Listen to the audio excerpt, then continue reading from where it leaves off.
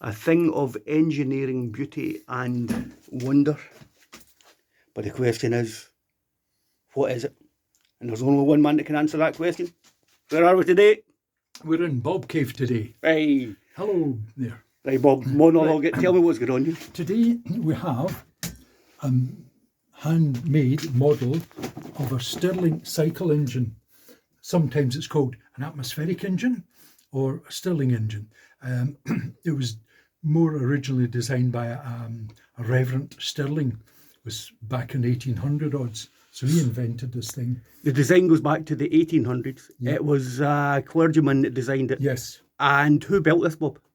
I purchased it from a chap who had built it. Right. I didn't make it. So you didn't fabricate it? No. The clever thing is, effectively think of it as a steam engine, but rather than use steam to move the piston back and forward, you heat the air.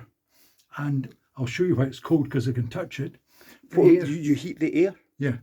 Air is in this reservoir here. Surely it's got to use some fuel. Yes, so I'm going to heat this air. Right.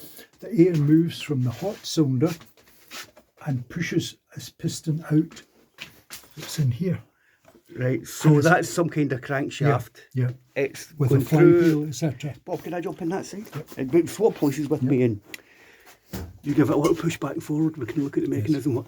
So that's a crank. The crank, and this is actually the piston that's doing the work. Okay, here. Sorry, I missed it. So it moves, the hot air expands, pushes the piston out, the piston moves out, and that hot air is now moved into this cooler section. The hot air cools down, creates a vacuum into this section here, which case the piston gets sucked back in again. That's why the piston's open. That's why it reciprocates. And it goes back in. Okay, run that one past me one more time, Bob. Sorry. Okay. Right. Hot air heats up air. Heats up air in this part of the cylinder. How does it get into the piston? It doesn't. Well, there's holes down below that link it through. It's part of it actually. There's holes.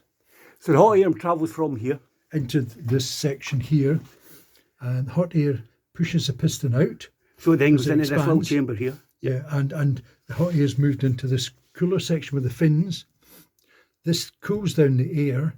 That creates a vacuum. And it pulls the piston back away. Sucks the piston back in. So it's like a steam engine where the pressure is acting on both sides of the piston. The slight reason why they never gained a tremendous popularity, you think that's a great idea. The trouble is, it runs on atmospheric pressure. And atmospheric pressure, as we know, is only 14 pounds a square inch.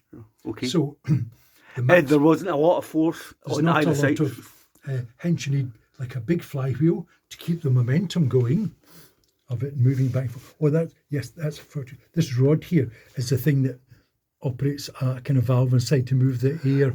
Right, so I got that totally wrong at the beginning of the video. This runs the valve here, and that's actually the crank coming from the back of the piston. Yeah, this here's the rod that moves the valve gear inside the hot air bulb. Very simple kind of one, and it moves it back. I used to have a double-ended one. So you can stick another one on the other side. On that side. Which gives it a wee bit more oomph, but they're not particularly powerful, and they never had a great deal of. They're more built as a novelty. You can actually get tiny little ones where you can put on the palm of your hand, and heat of the palm of your hand makes it go, and the thing runs there. Now that's bonkers. Yep, it just shows it's heat. As long as there's heat. Now they were used, strange enough, even by they were used by the British Army. Okay. And places. They weren't used a lot to drive different things. But if you imagine you're in Borneo or somewhere out in the jungle and you need to charge batteries up, the one thing you've got a plentiful supply of is not petrol or gasoline, but you've got cattle dung, bits of wood, etc. So you light a little fire below it.